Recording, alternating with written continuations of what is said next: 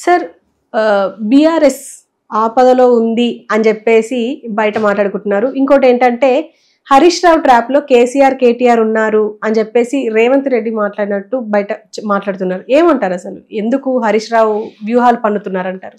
యాక్చువల్గా కేసీఆర్ ఫ్యామిలీలో అందరూ వాక్చాతుర్యం ఉన్న వాళ్ళే. కేటీఆర్ అయితే ఇంగ్లీష్లో కూడా బాగా మాట్లాడగలడు. విధంగా ఇష్ట లైక్ హిమ్, అంటే నాకు లైకింగ్ పక్కన పెట్టినా కూడా. సో వాళ్ళు పరిధులు దాటి చాలా బ్యాడ్కి వెళ్ళిపోయారు. ఫ్యామిలీని, ప్రాపర్టీ కింద స్టేట్ని, మీకు స్టేట్ పెట్టి తీసిన వెంటనే దాన్ని 10 సంవత్సరాలు లేలేరంటే అర్థం ఏంటి? ప్రజలు మీకు మనం బాగా నమ్మారు. ఆ టైంలో హరీష్ రావుని ఎక్కడైతే హరీష్ రావు కొంచెం వాళ్ళ ఏరియాలో అతనికే వేస్తారు, అంత స్ట్రాంగ్ పర్సన్. ప్లస్ ఏమో పార్టీలో కూడా మౌనం అంగీకారం లాగా అతని యొక్క స్టేటస్ బాగా ఎలివేట్ అయిపోయింది వాళ్ళు బతుకుండగానే, అదే వాళ్ళు పార్టీలో ఉండగానే. అది హరీష్ రావును అది కేటీఆర్కి వీళ్ళకి మింగుడు పడేది కాదు. సో ఎప్పుడు కూడా ఇతన్ని కొంచెం డామినేట్ చేసే ఉద్దేశంతో కేసీఆర్ కూడా అనిపించి చాలా చోట్ల అవాయిడ్ చేసుకుంటూ వచ్చాడు. మీడియా కూడా అతని గురించి ఎక్కువ మాట్లాడకుండా చేశాడు. కేసీఆర్ చేశాడు, కేటీఆర్ చేశాడు. ఓకే, సొంత బంధువులైనా కూడా అతను ఈజ్ మోర్ స్మార్టర్. అతనికి ఉన్న కరిష్మా బాగుంటుంది, దాన్ని పెరగకుండా చేశారు ఆయన. ఎవరు? హరీష్ రావు. నా విల్లా పక్కన ఆయన విల్లా ఉండేది వసంతవల్లిలో. నేను వచ్చాను బయటగా, నేను ఇంకెక్కడే ఉన్నారు. వాకింగ్ వెళ్ళినప్పుడు రోజు కనిపిస్తూ ఉండేవాడు ఆయన అక్కడ. ఇక్కడే వసంత వ్యాలీ అని గూగుల్ ఆపోజిట్గా. నేను జగన్ వాళ్ళ విల్లాలో ఉండేవాడిని. So that is how I know him. డైరెక్ట్గా చూడటం కారణం అలాగే. బట్ అదర్వైజ్ అందగాడు, మంచి మంచి ముక్కు గిక్కు బాగుంటారు వాళ్ళు. యాక్చువల్గాను బాగా మాట్లాడగలరు, బాగా చాలా అందరూ బాగా మాట్లాడతారు వాళ్ళు. అందరూ బాగా మాట్లాడతారు. కేసీఆర్ బాగా మాట్లాడతాడు, ఆ అమ్మాయి కూడా బాగా మాట్లాడుతుంది. దురాశ కవితని తెలిసిపోతూ ఉంటుంది. ఆడదు కదా. అది ఎవరో డ్రైవర్ వచ్చాడు నా దగ్గరికి, ఎక్కడ పని చేసేవారు అడుగుతాం కదా, అడమా నేను అలా కవితతో పనిచేసాను. అక్కడ వెళ్ళి నా దగ్గరికి వచ్చి నా దగ్గరే ఉంది బాగుందని చెప్పాను. నేనే ఇస్తాను 15,000 20,000 ఇస్తాను, అందుకంటే ఎక్కువ పెట్టని. ఆవిడే అంతే ఇస్తారు కానీ అక్కడ పని చేయలేమండి అన్నాడు. ఇంకా రోజు కారులోకి వెళ్తున్నా, నా దగ్గర పని చేసాడు. రోజు కారులో వెళ్తున్నప్పుడు గెలుపుతూ ఉండేవాడు అనమాట. ఎందుకు పని చేయలేదు అన్నావు నువ్వు అని చెప్పి ఏమంటామంటే వెనకాల కూర్చుని సో ఏదో చెప్తూ ఉండేవాడు అనమాట. సో అది పక్కన పెట్టండి, సరదాగా అన్నాను. Harish Rao is more smarter, planar, మంచి ప్లాన్ చేసుకునే వ్యక్తి. ఎప్పుడో జరగాలి ఇది, కానీ వాళ్ళని జరగనివ్వలేదు. కేసీఆర్కి సీఎం, కేటీఆర్కి సీఎం అయిపోవాలనే అభిలాష్ తోటి ఇతన్ని మీడియాలో నొక్కేశారు. అప్పుడు మీడియాలో నొక్కేసినప్పుడు కోవర్ట్లు ఉంటారు కదా, ఇంటికి వెళ్ళినా కూడా ఎలా మాట్లాడుతున్నాడో చెక్ చేయమని ఉంటుంది. ఎక్కడ మాట్లాడేవాడు కాదనమాట ఈయన హరీష్ రావు. ఆ విధంగా మెయింటైన్ చేసుకుంటూ వచ్చాడు ఆ పార్టీ మంచి వైభవంలో ఉన్నప్పుడు. సో ఫైనల్గా అది ప్రజలు ఇచ్చే తీర్పు అది బాగా expected. He knows, Harish Rao knows it's going to debacle, అంటే పడిపోతుందని. కేటీఆర్ తెలుసు. కేటీఆర్ కూడా కొన్ని మీటింగ్లో ఓడిపోయినా స్వల్పంగా ఓడిపోతాం ఆ టైపులో అని కూడా చెప్తే ఉంటే ఉంటుంది. కొంతకాలం అపోజిషన్లో కూర్చుంటాం అనే మాటలు ఎప్పుడైతే అనేసారో నువ్వు ప్రజలకి సంకేతం పంపించావు. లాస్ట్ వరకు జగన్ కూడా మాట్లాడలేదు ఓడిపోతామని. అదే మీకు ఒక ఆశ్చర్యమైన ఫిగర్ వస్తుంది తెచ్చేవారికి, వస్తే 15 ఓట్లు లేకపోతే మొత్తం పోతాయని, 175 వచ్చేస్తాయని, అట్లీస్ట్ 150 అని వస్తాయని. అలాగే నాకు చెప్తే లాస్ట్ వరకు పొలిటీషియన్గా నిలబడగలిగాడు జగన్. వీళ్ళు అక్కడక్కడ చెప్పేసేవారు. కేటీఆర్ అన్నమాట నేను డైరెక్ట్గా విన్నాను. అవసరమైతే అపోజిషన్లో కూర్చుంటాం, వాట్ ఈస్ దర్, అదొక అనుభవం. అంటే అర్థం ఏంటి? ఓడిపోతాం అనే కదా. సో ఇవన్నీ కూడా అంతకంటే ముందు పసిగట్టింది హరీష్ రావు. నేను ఇన్ జనరల్గా మాట్లాడతాను కాబట్టి.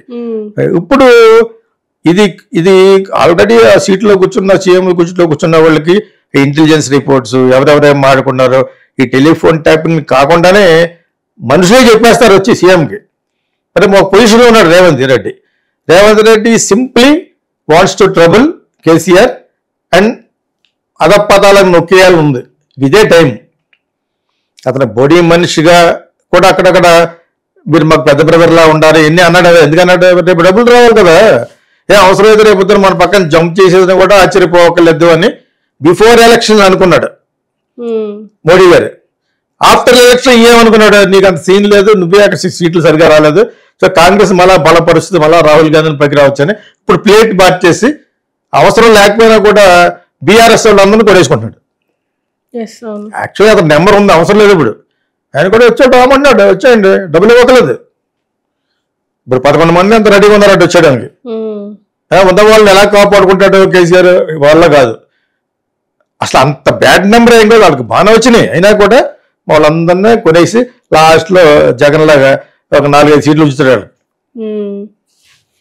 సో కేసీఆర్ని ఆల్మోస్ట్ సర్దేశాడు లెక్క. ఇంక కేటీఆర్ బ్యాడ్ అయిపోయాడు బికాస్ ఆఫ్ దిస్ అర్నింగ్స్ అని, రకరకాల ఈ టెలిఫోన్ ట్యాపింగ్లని, హీరోయిన్లని ఇవన్నీ బయటకు వచ్చేసినాయి. అవన్నీ ఇంకొకరు చూస్తున్నారు అన్నట్టు పిల్లి కొండలో ముఖం పెట్టి తాగుతూ ఉంటుంది పాలు, ఎవరు చూడలేదని పెట్టేసి అందరూ చూస్తూ ఉంటారు. ఆ విధమైన తత్తులో జరిగిందే కేటీఆర్కి. ఇప్పుడు దీన్ని అవకాశం తీసుకుంటానికి గత 5 సంవత్సరాల నుంచి వెయిట్ చేస్తున్నాడు హరీష్ రావు. సో ఆ హరీష్ రావు గారు ఈజ్ వెరీ ఇంటెలిజెంట్, చాలా సౌమ్యంగా ఎక్కడ కూడా, కాబట్టి ఒకే ఒక చోట కొంచెం గర్వంగా అప్పుడు నేను I never use to like him. Andhra భవన్లో ఒక ఎంప్లాయీని కొట్టాడు ఫస్ట్ టైం ఎలక్ట్ అయినప్పుడు.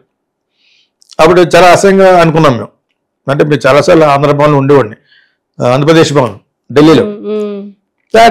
ఎవడో ఉంటాడు అక్కడ, వాళ్ళ కూడా పార్టీలు ఉంటాయి కదా, అటు కొంచెం తెక్క మారితే కొడిసెట్టిల్లి. సో అవన్నీ తర్వాత సర్దుకున్నాడు బాగానే ఉంది. కానీ వీళ్ళ మట్టుకు అతను నొక్కేశారు, ఎస్పెషల్లీ కేసీఆర్ గొడవ అయ్యేది అతను నొక్కేసే విషయంలో. ఇంకా మీడియా కూడా వాళ్ళ చేతిలోకి వచ్చింది, ఎందుకంటే ఇప్పుడు TV9 ఇవన్నీ వీళ్ళ చేతిలోకి వచ్చినాయి కదా, దొరల చేతిలోకి వచ్చేసినాయి. అదే మన మైహోమ్ వాళ్ళు అప్పుడు ఇంకా మిస్అండర్స్టాండింగ్ రాలేదు వాళ్ళకి. మిస్అండర్స్టాండింగ్ ఎందుకు వచ్చింది, చిన్నజీవి స్వామి గారిని ప్రైమ్ మినిస్టర్ని ఇన్వైట్ చేయొద్దన్నారు. దానికి ఒక ఏదో కట్టారు కదా, 1000 కోట్లు పెట్టి ఒక స్వామీజీ ఏదో కట్టారు ఇక్కడ, స్టాచ్యూ ఆఫ్ యూనిటీ. అది దానికి దేవుడి పేరు ఏదో ఉంటుంది అక్కడ, ముచ్చింతల్. ఆయనకి వీళ్ళ శిష్యులు ఎవరు మైహోమ్ వాళ్ళకి ప్రతి ప్రాజెక్టులోనూ గుడి కడతాడు ఆయన. ఈ మైహోమ్ హబ్ కానీ, నేను కొంతకాలం ఒక చోట మైహోమ్ ప్రాపర్టీలు ఉండేవాడిని, అక్కడ కానీ అన్ని చోట్ల ఈయన గుడి కట్టిస్తాడు ఆయన చేత. ఇన్ఫాక్ట్ ఆయన డబ్బులు వీళ్ళకి ఇచ్చేవాడు అప్పు. ఇదో పెద్ద జోక్ ఇది. మైహోమ్ వాళ్ళకి చిన్నజీవి స్వామి ఇచ్చేవారు, తర్వాత వీళ్ళు ఇచ్చేసి ఉంటారు. వీళ్ళు కూడా బాగా one of the very big realtors అనమాట, real estate people in India. Almost south ఇండియాలో one of the big people. Aparna, ఈ మైహోమ్ వాళ్ళు బాగా పెద్దోళ్ళు కదా. సో ఆయన పేరు రామేశ్వరరావు గారు కదా, రామేశ్వరరావు గారు TV9 అవి కొన్నారు. ఇప్పుడు కొన్న తర్వాత ఈ మీడియాలో మొత్తం అంత మీడియాని కంట్రోల్ చేసిన టైంలో హరీష్ రావు గురించి ఎక్కువ రావటం తగ్గించారు. అది మా అందరికి బాగా తెలుసు. ఇప్పుడు ఇలా జరుగుద్దని తెలుసు, విరుగుట కొరకే అనే సామెత ఉంది కాబట్టి ఆ విధంగా వీళ్ళు విరిగిపోతారని సంగతి తెలుసు. ఇప్పుడు అవకాశం తీసుకుంటే ఎలాగ చేస్తాడు, మొత్తం మీకు పనులు జరగాలి, ఇది చేయాలని చెప్పేసి మీరు కాంగ్రెస్లో జంప్ చేసేయండి అంటున్నాడు. బీఆర్ఎస్లోకి పోవడం గల మెయిన్ కారణం హరీష్ రావే. మొత్తం పోతారు, ఈ దగ్గర ఎవరో ఉండరు, ఏకాగ్రంగా ఉంటాడు. ఇప్పుడు ఒకటి కేటీఆర్ తెలిసిన వాళ్ళు ఏం చేయలేరు, ఎవరేం అంటలేదు, వాళ్ళందరూ వెళ్ళిపోతారు. దాన్ని అవకాశంగా ఎందుకు తీసుకుంటాడు రేవంత్ రెడ్డి? అతను గ్రో అవ్వాలి, అతనికి సీఎంగా అతను పర్మనెంట్గా ఉండాలని కోరుకుంటాడు. మీకు అర్థమైనప్పుడు అక్కడ అసలు కాంగ్రెసే కాదు అతను. అటువంటిది కాంగ్రెస్ని ఒక పూర్వ వైపు ఎలా పట్టుకొచ్చాడు, కాంగ్రెస్లో ఉన్న భట్టి విక్రమార్క వీళ్ళందరూ కూడా ఉత్తమ్ కుమార్ రెడ్డి చేయలేని పని చేశాడు. మీరేం చేశారు? ఇతను వచ్చిన తర్వాత మీకు రూపం ఏర్పడింది. నాకు both are my friends, Uttam Kumar Reddy ఫ్రెండ్స్లో బాగా friends, and also Bhatti Vikramarka also. Okay, Mallu Ravi also very close friend నాకు. ఎందుకంటే మరి అది దానికి పాలిటిక్స్ మనం చెప్పేదానికి సంబంధం ఉండకూడదు, జరుగుతుంది చెప్పాలి. నేను అక్కడ ఎలా ఫేవరేజ్ చూపించగలను. So is making his old foundation strong. Revanth Reddy ఏం చేసుకున్నాడు, బీజేపీలో ఒకవేళ కలిసిపోతాడని బీఆర్ఎస్ వాళ్ళు అన్నా కూడా ఇప్పుడు ఎందుకు నమ్మరంటే అక్కడ ఆయన పొజిషనే బాగలేదు, మోడీ గారి పొజిషన్. ఒక్క మమతా బెనర్జీ వెస్ట్ బెంగాల్ ఆవిడకి క్రాక్, తనందరూ తానే అవసరం అయిపోతే చెత్త బట్టలతో వెళ్ళిపోయి ప్రైమ్ మినిస్టర్ అయిపోతుంది అనమాట. అవ్వాలని చెప్పేసి అది ట్రబుల్ మేకర్, ఆవిడ ట్రబుల్ షూటర్ అవుతారు. ఆవిడ కానీ కరెక్ట్గా ఉండుంటే డెఫినెట్గా నితీష్ కుమార్ని చంద్రబాబు నాయుడిని సర్దేసి కాంగ్రెస్ గవర్నమెంట్ వస్తే నీ కేసులన్నీ కొట్టేస్తాం, మొత్తం జగన్ లెవెల్లో నొక్కేద్దాం అని కూడా అనొచ్చాడు కాంగ్రెస్ వాడు రాహుల్ గాంధీ. ఆవిడ రాదు. మీకు అర్థమైనప్పుడు ఆవిడ ఆల్రెడీ కొన్ని మీటింగ్లు రావట్లేదు, మమతా బెనర్జీ దీది. అర్థమైనప్పుడు మీకు. సో ఈ కాంబినేషన్ జరుగుతూ ఉంటుంది. అలాగే ఇంకా 2-3 సంవత్సరాలు జగన్ ఈ స్ట్రాంగ్ ఇన్ ఢిల్లీ. ఇంకా ఉన్నారు కదా, రాజ్యసభ ఉంది కదా, అందులో దే ఆర్ వెరీ స్ట్రాంగ్. టీడీపీకి ఒక సీట్ కూడా లేదు.